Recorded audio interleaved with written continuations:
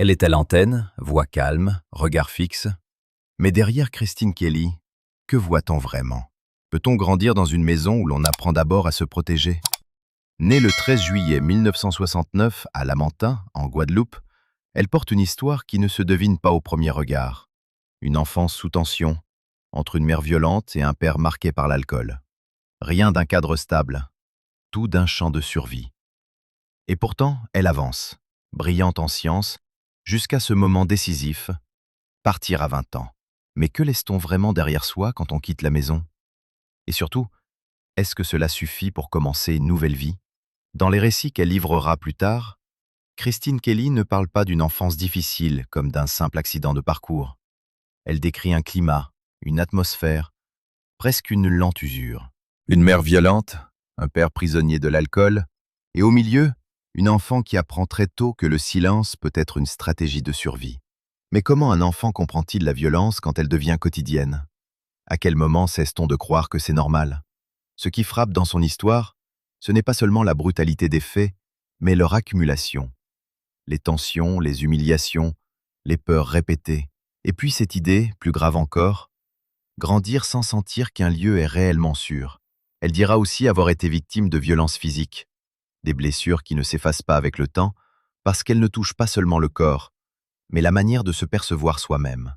Quand la confiance disparaît trop tôt, que reste-t-il pour se construire?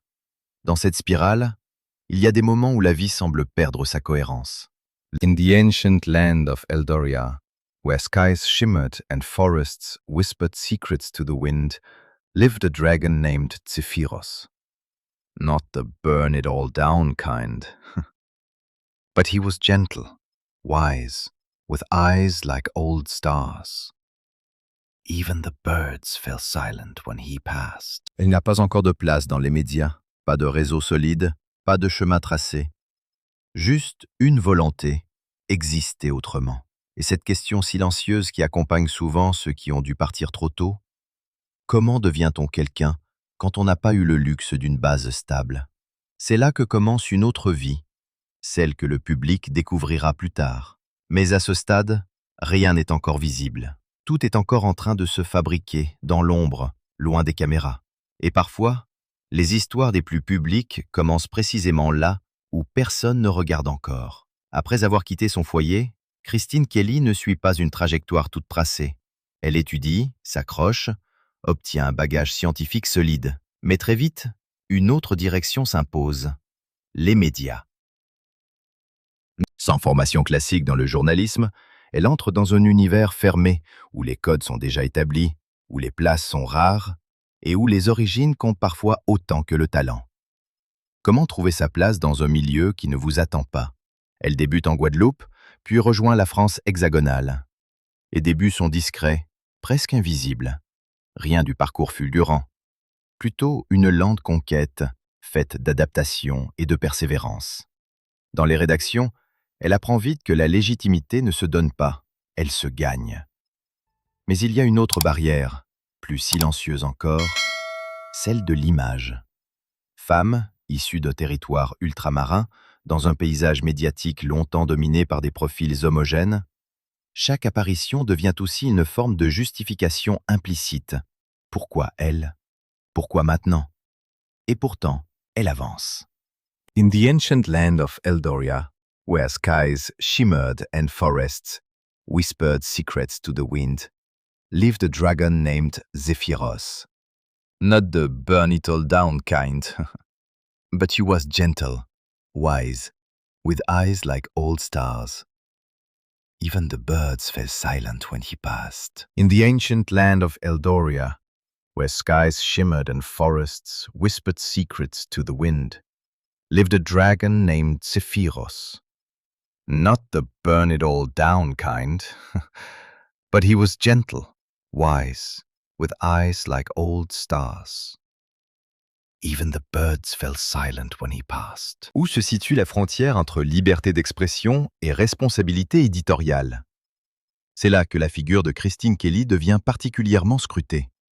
On lui reproche parfois de ne pas intervenir assez fermement face à certaines déclarations. On l'accuse aussi de laisser faire. Mais dans le même temps, sa posture reste inchangée. Écouter, encadrer, laisser le débat exister sans le confisquer. Cette attitude lui vaut une image paradoxale. Pour certains, elle incarne une forme de neutralité professionnelle presque rare dans le paysage médiatique contemporain. Pour d'autres, cette même neutralité est perçue comme une absence de position claire, voire une ambiguïté. Et dans cette zone grise, les étiquettes apparaissent. On la qualifie de figure controversée. Certains critiques la rattachent à une forme de légitimation des débats dits radicaux. Des journalistes parlent même d'un rôle ambigu dans la normalisation de certains discours politiques. À l'inverse, ces soutiens rappellent qu'un plateau télé n'est pas un tribunal, et que le rôle du journaliste n'est pas d'effacer les opinions, mais de les faire émerger. Entre ces deux lectures, elles continuent d'avancer. Mais au-delà des critiques professionnelles, une autre réalité surgit, celle de la violence en ligne. À la fin de l'année 2021, la situation franchit un seuil inquiétant. Christine Kelly reçoit des messages de menaces de mort, des mots qui dépassent la simple polémique médiatique pour entrer dans une forme de harcèlement direct. L'espace public devient alors aussi un espace de danger. L'affaire prendra une tournure judiciaire. L'auteur des messages sera identifié, condamné à une peine de prison avec sursis et interdit de contact pendant plusieurs années. In the ancient land of Eldoria, where skies shimmered and forests whispered secrets to the wind, lived a dragon named Zephyros. Not the burn it all down kind. But he was gentle, wise, with eyes like old stars. Even the birds fell silent when he passed. Entre exposition et retrait, entre contrôle et vulnérabilité, entre parole publique et silence privé. Et c'est peut-être là que se joue une autre forme de tension, celle d'une femme qui passe sa vie à organiser le chaos des autres, tout en essayant de préserver le sien. Il y a des trajectoires médiatiques qui ne se contentent pas d'informer. Elles cristallisent, elles divisent, elles révèlent une société entière en miroir. Celle de Christine Kelly appartient à cette catégorie. Avec Face à l'info, l'émission qu'elle incarne sur CNews, elle devient un point de tension permanent dans le paysage audiovisuel français. Chaque soir, le plateau n'est pas seulement un espace de débat, mais un champ où s'affrontent des visions du monde. Et au centre, une femme qui tente de maintenir une ligne, celle de l'écoute, de la régulation, du cadre. Mais peut-on vraiment encadrer un débat qui déborde déjà de toutes parts?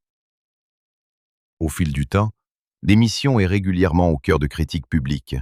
Certains chercheurs et observateurs des médias dénoncent une surreprésentation de discours jugés extrêmes. Des articles de presse évoquent des dérives possibles, des biais structurels, ou encore des séquences où les faits seraient insuffisamment vérifiés. Dans ce climat, Christine Kelly se retrouve associée malgré elle à des controverses plus larges que sa propre posture. On l'accuse parfois de laisser passer des propos choquants. D'autres estiment au contraire qu'elle incarne une forme de courage journalistique, celle de ne pas interrompre systématiquement le flux des opinions. Deux lectures opposées, irréconciliables, qui coexistent autour de la même figure. Et elle, au milieu, garde une constance. Ne pas élever la voix. C'est peut-être ce qui la distingue le plus. Dans un univers médiatique souvent dominé par l'interruption, la réaction immédiate, la confrontation directe, elle choisit une forme de retenue, une posture presque physique, rester droite, laisser parler, intervenir sans écraser. Christine Kelly n'a jamais caché que la vie publique laisse peu de place à l'équilibre personnel. Et pourtant, dans ses rares confidences, elle insiste sur une chose, la nécessité de préserver des espaces hors champ, une vie familiale, des moments sans regard extérieur, sans pression de l'image. Elle parle de la famille comme d'un refuge, non pas un concept idéalisé, mais un lieu concret, fragile, où l'on peut exister sans justification. Et pourtant, cette frontière est constamment menacée, car être une figure médiatique, c'est aussi voir son nom circuler, être commenté, analysé, interprété. C'est exister dans un espace où même le silence peut être interprété comme un message. Alors une question demeure en filigrane. Où s'arrête la femme et où commence la figure publique? Dans cette ambiguïté, Christine Kelly continue d'avancer, sans chercher à résoudre totalement la contradiction. Peut-être parce qu'elle sait que dans les médias comme dans la vie, certaines tensions ne se résolvent pas. Elles s'habituent, elles s'apprennent, elles se traversent. Mais à quel prix? Il y a des accusations qui ne s'éteignent jamais vraiment dans l'espace médiatique. Elles se déplacent, se transforment, reviennent sous d'autres formes. Pour Christine Kelly, cette dynamique s'installe au fil des années, surtout autour de « face à l'info ». Dans certains cercles journalistiques, une critique revient avec insistance, celle d'un plateau où des propos controversés auraient trouvé une caisse de résonance. Des observateurs parlent de déséquilibre éditorial, d'autres de tolérance excessive face à des interventions jugées provocatrices. Et dans ce flot d'interprétations, une expression finit par s'imposer dans le débat public, celle d'un espace qui normaliserait des discours polarisants. Mais que signifie réellement normaliser? Est-ce donner la parole ou valider ce qui est dit? Christine Kelly, elle, oppose une lecture différente. Elle insiste sur la fonction du débat, sur la nécessité de laisser coexister des points de vue divergents. Dans sa vision, l'antenne n'est pas un lieu de validation, mais de confrontation encadrée. Une idée simple sur le papier, mais infiniment plus complexe à appliquer dans un climat politique tendu. Car dans la réalité, chaque émission devient un événement. Chaque échange est extrait, commenté, fragmenté sur les réseaux sociaux. Une phrase isolée peut suffire à déclencher une tempête. Et au centre de ces tempêtes, elle reste immobile, ou presque. Cette immobilité est souvent remarquée. Certains la voient comme une force, une capacité à absorber la pression sans se laisser déborder. D'autres y lisent une forme de retrait, voire d'effacement volontaire dans les moments de tension. Mais ce que peu de regards extérieurs perçoivent, c'est la solitude de cette position. Être celle qui encadre le débat, sans jamais en devenir pleinement actrice, demande une forme de discipline constante. Ne pas basculer dans la réaction, ne pas interrompre trop vite, ne pas laisser les émotions guider la régulation. Dans un environnement saturé de bruit, le calme devient un choix, mais aussi une contrainte. Et pourtant, ce calme est précisément ce qui structure son image publique. Une femme qui écoute sans s'effondrer, qui reste droite au milieu des confrontations, qui ne cherche pas à dominer la parole, mais à la canaliser. In the ancient land of Eldoria, where skies shimmered and forests whispered secrets to the wind, lived a dragon named Sephiros. Not the burn-it-all-down kind, but he was gentle, wise, with eyes like old stars. Even the birds fell silent when he passed. Cette posture lui vaut autant d'admiration que de critiques, parfois violentes. Car dans le paysage médiatique contemporain, la neutralité est devenue un terrain glissant. À un moment, même ne pas prendre position est interprété comme une prise de position. C'est là que les étiquettes se durcissent. Pour certains, elle incarne une forme de pluralisme. Pour d'autres, elle est associée à une ligne éditoriale qui aurait contribué à rendre visibles des discours controversés. Des mots lourds circulent. Complicité passive, légitimation indirecte, zone grise. Mais ces lectures ne prennent pas toujours en compte la mécanique interne d'une émission de débat. Le rythme, les contraintes de... Au-delà des controverses, il y a aussi un autre aspect moins commenté, la pression personnelle. Être associé publiquement à des débats aussi sensibles implique une exposition constante. Chaque apparition devient un risque potentiel de polémique supplémentaire. Et dans cet environnement, la question de la fatigue devient inévitable. Comment tenir dans la durée quand chaque soir peut générer une nouvelle controverse? Comment préserver une cohérence personnelle quand les interprétations externes se multiplient sans cesse? Christine Kelly ne donne pas de réponse spectaculaire à ces questions. Elle continue de travailler, d'apparaître, de structurer les échanges, comme si la continuité elle-même était une forme de réponse. Mais cette continuité ne protège pas de tout. Elle n'empêche ni les critiques, ni les menaces, ni les polémiques récurrentes. Elle ne fait que les rendre supportables, jour après jour, émission après émission. Et dans cette répétition, quelque chose se construit malgré tout. Une figure médiatique devenue indissociable du débat qu'elle encadre. Une figure qui, qu'on l'admire ou qu'on la conteste, ne laisse plus personne indifférent. Mais une question persiste, de plus en plus présente dans les interstices du débat. Jusqu'où peut-on rester au centre d'un champ de tension sans en devenir soi-même une partie intégrante? Au bout du compte, il ne reste pas seulement une carrière, ni une émission, ni même une suite de controverses. Il reste une trajectoire traversée de ruptures, de résistances et de silences tenus trop longtemps pour être anodins. Christine Kelly n'a jamais vraiment quitté ce fil tendu entre exposition et retrait. De l'enfant marqué par une enfance violente à la journaliste installée au cœur du débat public français, son parcours ressemble moins à une ligne droite qu'à une succession de seuils franchis sans filet. Les critiques, les polémiques, les accusations d'ambiguïté éditoriale, les débats autour de Face à l'info et de sa place dans le paysage médiatique, tout cela compose une image publique fragmentée, souvent contradictoire.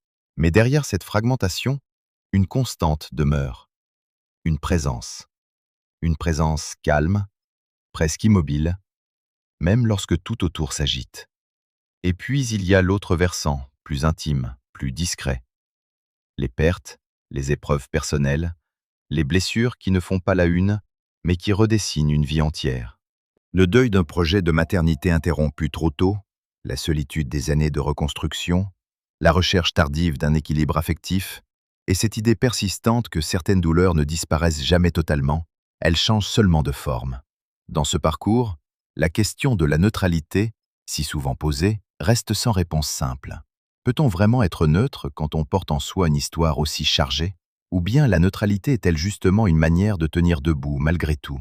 Au fil des années, Christine Kelly a construit une image singulière, celle d'une femme au centre du débat, mais jamais entièrement absorbée par lui. Une figure qui traverse les tempêtes médiatiques sans s'y dissoudre complètement, même lorsque les critiques la désignent comme un symbole, voire un point de fracture. Et peut-être est-ce là le cœur du mystère qui demeure. Car au-delà des émissions, des polémiques et des titres, il reste une question simple, presque dérangeante. Qu'est-ce qu'on voit vraiment quand on regarde Christine Kelly à travers l'écran? Une journaliste? Une médiatrice? Une figure controversée? Ou simplement une femme qui, depuis toujours, apprend à tenir debout dans le bruit du monde? Et si la vraie réponse ne se trouvait ni dans les accusations, ni dans les éloges, mais dans ce silence qu'elle continue d'habiter, même au cœur du chaos?